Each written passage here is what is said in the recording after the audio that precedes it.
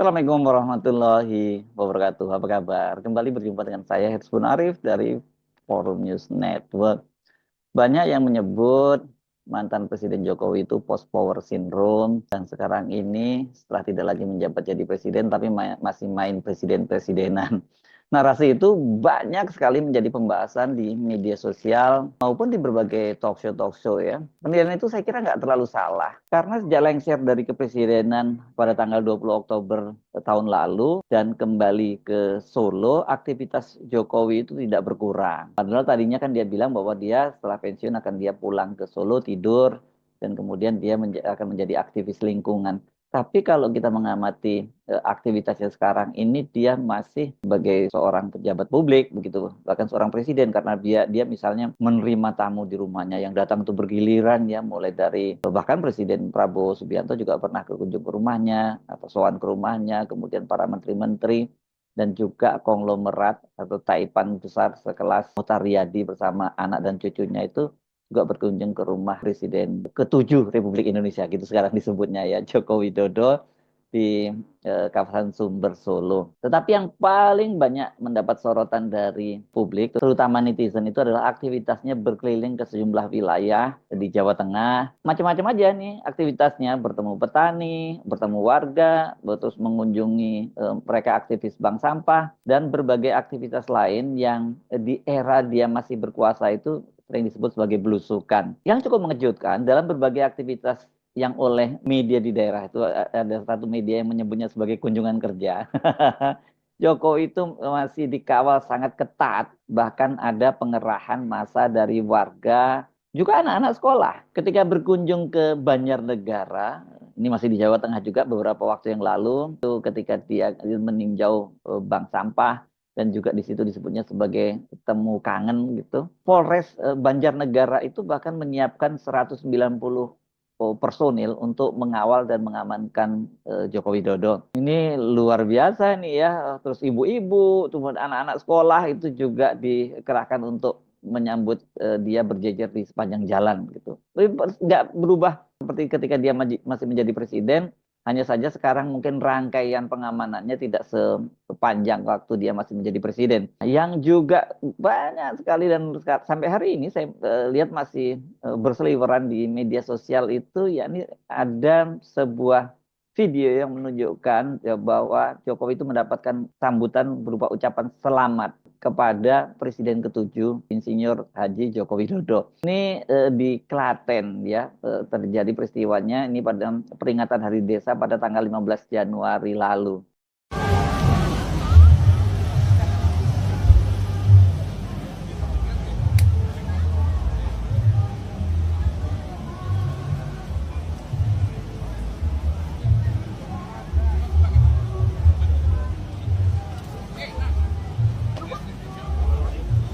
Nah, ucapan selamat datang kepada Jokowi dengan status sebagai Presiden ke-7 itu yang banyak sekali menjadi sorotan. Ada yang cukup serius menilainya begini, ucapan selamat datang itu yang tepat bukan pada Presiden RI ke-7 Insinyur Haji Joko Widodo. Harusnya katanya selamat datang kepada Insinyur Haji Joko Widodo, Presiden ke-7 Republik Indonesia. Itu ada yang menyarankan seperti itu. Walaupun ini sebenarnya secara substansi memang tidak ada yang salah ya dengan baliho itu. Karena memang Jokowi itu adalah presiden ke-7. Tapi kalau dari sisi sejarah sebenarnya Jokowi itu presiden ke-8 ya. Karena ada satu orang yang sampai sekarang nggak pernah disebut sebagai presiden, namanya Presiden Safruddin Prawitanegara. Ini presiden PDRI ya, Pemerintahan Darurat Republik Indonesia. Tanpa ada ini sebenarnya eksistensi Republik Indonesia juga kita pertanyakan apakah masih bisa seperti sekarang. Tapi ternyata kemudian sejarah cuma mencatatnya dia sebagai Presiden PDRI, tidak dimasukkan sebagai Presiden Republik Indonesia. Karena itulah kemudian Jokowi disebutnya sebagai Presiden ke-7 dan Prabowo disebutnya sebagai Presiden ke-8. Tapi memang ya dengan menempatkan kalimat Presiden RI ke-7 di depan namanya, ini menunjukkan semacam apa ya, ketidakrelaan Jokowi bahwa dia bukan lagi presiden. Ini memang yang membuat pendukungnya. Tapi kan kita tahu pendukungnya Jokowi itu hubungannya dengan Jokowi seperti apa. Apalagi kan ini ditambah dengan fakta Jokowi yang masih terus berkeliling, yang oleh netizen disebut sebagai masih main presiden-presidenan. Jokowi itu kan sekarang secara formal dia tidak punya jabatan lagi di pemerintahan. Jadi berbagai aktivitas dan fasilitas negara itu tidak boleh lagi digunakan oleh Jokowi kecuali yang sesuai dengan aturan. Kan memang sebagai seorang mantan presiden, misalnya dia masih berhak untuk mendapatkan pengawalan dari Pas Pampres. Sebenarnya bukan lagi pengawalan ya, lebih pada pengamanan saja. Satu dua orang termasuk ajudannya begitu mendapatkan fasilitas rumah dinas dari pemerintah. Jadi memang Jokowi itu sekarang bukan siapa-siapa. Ini tentu saja kita bisa mengkait-kaitkan ini karena apakah Jokowi main presiden-presidenan itu karena selain alasan-alasan yang beberapa waktu sebelumnya saya sebut, yakni 3 alasan. Satu, post power syndrome. Terus kedua, dia merasa mungkin dia masih punya pengaruh yang kuat di pemerintahan karena menteri-menteri Prabowo ini banyak kan adalah orang-orangnya Jokowi. Dan yang ketiga, ini kan bagian dari kampanye dia untuk tetap menjaga elektabilitasnya sehingga bisa menjadi endorser untuk putranya Gibran Rakabuming yang menjadi calon presiden pada Pilpres 2029. Tapi itu nanti dulu ya. Ini yang kita bahas sekarang soal apa kok terkesan Jokowi itu seperti itu gitu ya. Karena kita ingat ya, berapa waktu yang lalu sebelum Joko Widodo itu lengser sebagai presiden kan ada wacana. Ini wacananya yang waktu itu yang menyampaikan adalah Jeffrey Giovanni, ini Dewan Pembina Partai Solidaritas Indonesia, yang dia mengusulkan agar Jokowi itu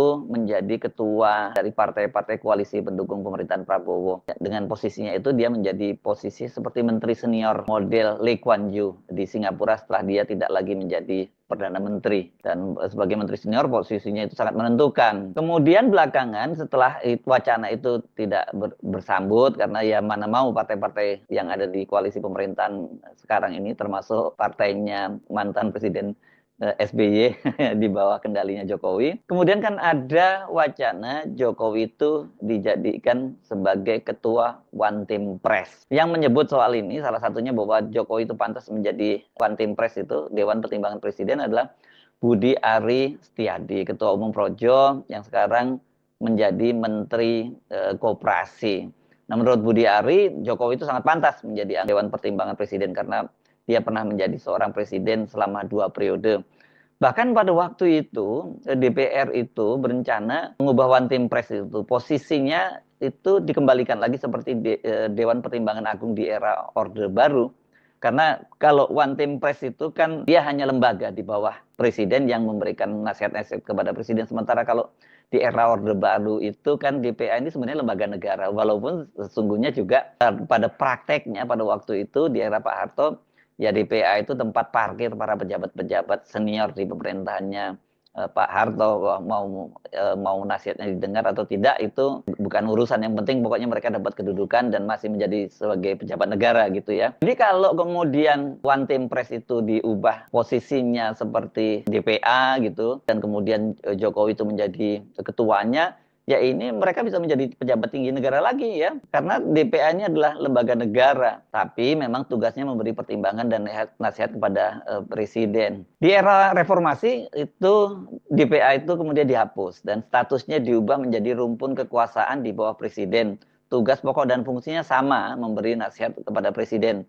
Tapi sekali lagi itu bukan lembaga negara. Ini kita waktu itu juga mencermati di akhir masa jabatan Jokowi tiba-tiba saja DPR, badan legislasinya itu sempat membahasnya dan untuk mengembalikan seperti DPR, dan pembahasannya itu terkesan sangat kilat gitu ya, sama seperti undang-undang lain yang memang itu adalah orderan gitu.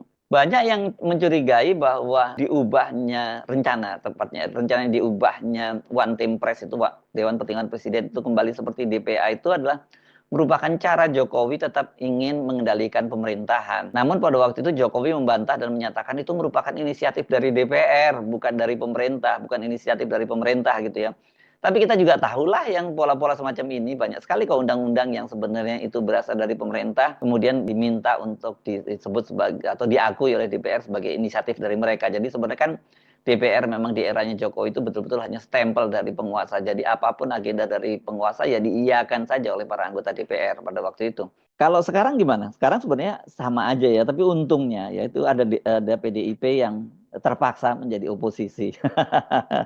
Dan ini jadi ya mau nggak mau dia bisa menjadi kontrol gitu. Entah nanti kalau kemudian Prabowo dan Megawati kembali bisa kembali bertemu gitu dan kemudian PDIP resmi masuk dalam pemerintahan, nah itu Berarti ya sistem demokrasi kita hanya omon-omon saja gitu. Nah, ternyata rencana revisi One Team Press menjadi DPA itu batal dilakukan. Artinya kalau Jokowi diangkat menjadi anggota One Team Press, dia posisinya di bawah presiden, bukan lembaga yang berdiri sendiri, apalagi setara dengan lembaga negara lainnya termasuk presiden. Selain One Team Press, Dewan Pertimbangan Presiden kan sebelumnya Presiden Prabowo itu juga menginginkan adanya Presidential Club. Ini katanya tempat para presiden-presiden pendahulunya Prabowo itu bisa berkumpul berdiskusi, tempat Prabowo minta pertimbangan-pertimbangan dalam penyelenggaraan kenegaraan. Tapi dengan sekarang posisi mantan presiden itu yang ada kan tinggal Ibu Mega, Jokowi, dan SBY, rasanya nggak mungkin ya mereka dijadikan satu, apalagi kemudian Jokowi jadi ketuanya. SBY dan Megawati pasti nggak mau ya kalau sampai Jokowi di situ. Jangankan jadi ketuanya duduk dalam satu tempat bersama aja mereka pasti nggak mau gitu. Sementara Ibu Megawati dengan Pak SBY juga nggak nyambung. Jadi ide tentang presidensial club itu juga menguap begitu saja. Nah, setelah Presiden Prabowo dilantik sampai sekarang ternyata kok tidak ada satu orang pun ya anggota One Team Press itu ya yang diangkat dan dilantik itu. Yang terjadi Pak Prabowo kan malah melantik 7 orang penasihat khusus. Waktu itu mereka-mereka yang dipanggil bahkan bersamaan dengan para anggota kabinet itu diantaranya adalah tokoh-tokoh senior seperti Pak Jenderal TNI Luhut Binsar Panjaitan sebagai penasihat khusus bidang digitalisasi dan teknologi pemerintahan. Ini banyak juga yang mengkritik ini masa orang soal digitalisasi kok diserahkan kepada generasi kolonial gitu ya. Orang seperti saya, apalagi Pak Luhut yang lebih tua dari saya pasti gaptek lah dalam soal digitalisasi ini. Kemudian Jenderal TNI Purnawirawan Wiranto sebagai penasihat khusus Presiden bidang politik dan keamanan, Jenderal TNI Purnawirawan Dudung Abdurrahman sebagai penasihat khusus Presiden bidang pertahanan nasional, Ketua Komite Kebijakan Industri Pertahanan, Bambang Permadi Sumantri Bojonegoro sebagai penasihat khusus Presiden bidang Ekonomi dan Pembangunan Nasional, Purnomo Yuskiantoro sebagai penasihat khusus Presiden bidang Energi, Muhajir Effendi sebagai penasihat khusus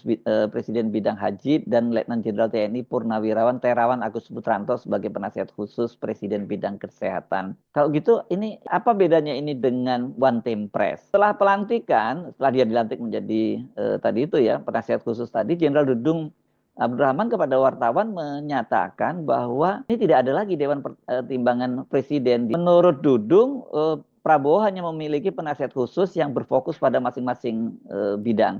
Setahu saya inilah penasihatnya hanya satu, tidak ada One Team Press. Tapi soal itu dibantah oleh Kepala Kantor Komunikasi Presiden Hasan Nasbi yang dia menyatakan bahwa itu berbeda antara penasihat Presiden dengan One Team Press. Katanya karena One Team Press itu merupakan sebuah lembaga tersendiri. Itu kata dia berbeda dengan penasihat Presiden.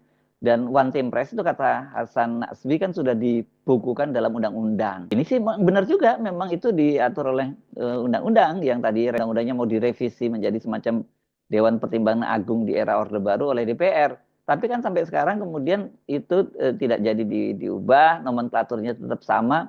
Yang jadi pertanyaan, kenapa sampai sekarang Presiden Prabowo belum juga menunjuk dan melantik mereka yang duduk sebagai anggota One Team Press, termasuk dalam hal ini Jokowi yang tadinya digadang-gadang akan menjadi ketua dari One Team Press itu. Karena memang beda ini, kalau One Team Press ini ada ketuanya juga berdasarkan undang-undangnya, tapi ketuanya itu nanti bergiliran gitu ya.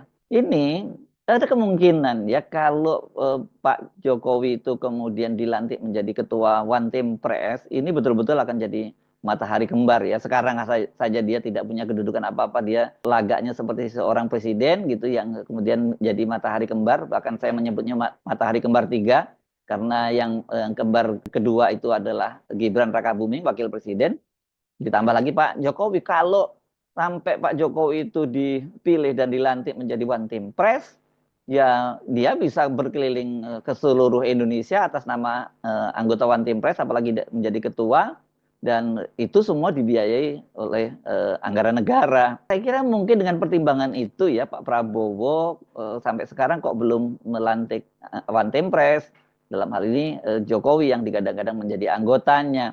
Mungkin ini juga yang membuat Pak Jokowi jadi terus-menerus melakukan keliling-keliling itu karena dia tidak segera dilantik ya.